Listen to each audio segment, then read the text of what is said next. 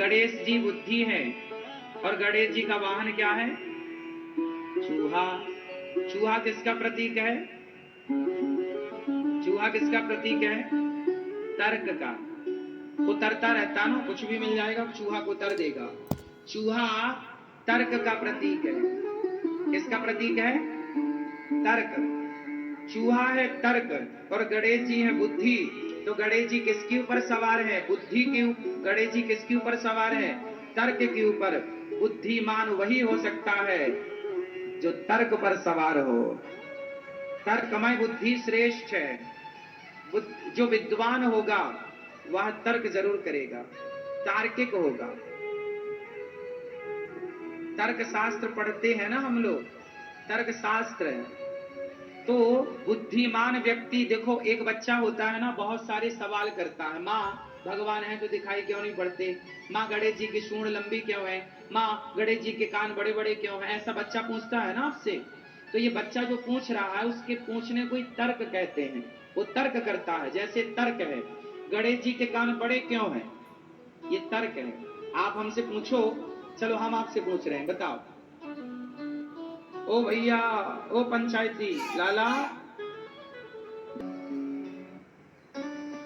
ये क्या है? ये मैं इनसे प्रश्न कर रहा हूं, मतलब मैं इनसे तर्क कर रहा हूं। यही है तर्क। गणेश जी के कान बड़े बड़े क्यों हैं, ये क्या है? बोलो बोलो, क्या है ये? तर्क है। क्या है ये? तर्क। अच्छा, तर्क कौन कर सकता है? ऐसा है, तर्क है। तो तर्क कौन कर सकता है? बुद्धिमान व्यक्ति। एक बच्चा वो होता है जो अपने टीचर से बहुत सारे सवाल करता है। सर जी समझ में नहीं आया, ऐसा क्यों हुआ? ये ऐसा है तो ऐसा क्यों हुआ? वैसा है तो वैसा क्यों? जो बच्चा बहुत सारे सवाल करता है मतलब वो बुद्धिमान होगा। और जो बच्चा मास्टर से कुछ नहीं पूछता वो एक नंबर का बुद्धू होगा। बात सही है कि गलत है? जो ज्यादा सवाल करेगा वो कौन होगा? जोर से। बुद्धिमान। तो गणेश जी किस पर बैठे हैं? तर्क पर। गणेश जी बुद्धि है और सवार तर्क पर है। बुद्धिमान हमेशा तर्क करता है। ये गणेश जी का चूहे पर बैठने। गणेश जी के कान बड़े बड़े होने के पीछे का विज्ञान बताओ आप। गणेश जी के कान बड़े बड़े क्यों हैं? ना बताओगे? गुस्सा हो क्या? मोबाइल वाली मैया, अब बताओ, अब बताओ आप। हाँ बैठो संभल के, अब बताओ गणेश जी के कान बड़े बड़े क्यों हैं? जल्दी से। क्यों? गणेश जी के कान बड़े हैं इसलिए आपको मैसेज दे रहे हैं कि भैया ज्यादा से ज्यादा सुनो, ज्यादा से ज्यादा सुनो। ज्यादा, यदि आप ज्यादा सुनने लग जाएंगे अपने माता की, पिता की, सास की, ससुर की, पति की, पत्नी की, तो आप कभी झगड़े में उलझेंगे ही नहीं। जो ज्यादा सुनता है वो झगड़े में नहीं उलझता।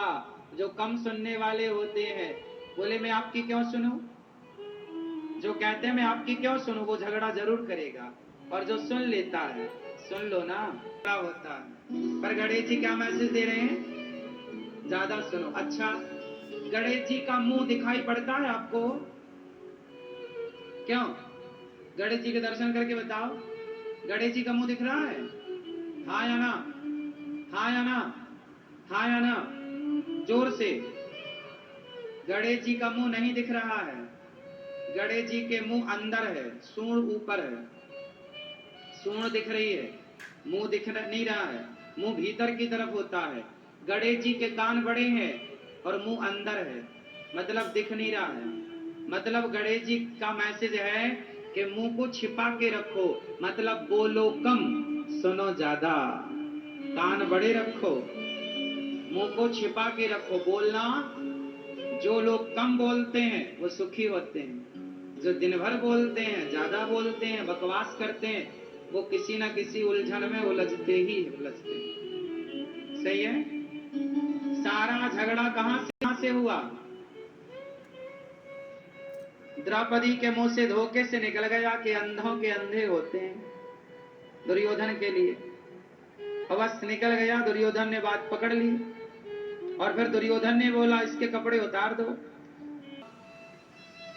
ज्यादा खाते हैं? नहीं, गणेश जी ज्यादा नहीं खाते, गणेश जी एकदम फिट हैं, पर पेट बड़ा के पीछे एक मैसेज है। गणेश जी का पेट बड़ा इसलिए है, समाज को समझाना चाहते हैं कि भैया परिवार की बातों को पेट में ही रखा करो, पचा लिया करो, परिवार की बातों को बाहर ना उगला करो। आप लोग जरा घर में झंझट होती है ना तो जाके पड़ोसन के घर रो लेती हो, सास ने ऐसा कह दिया, फलाने ने ऐसा कह दिया।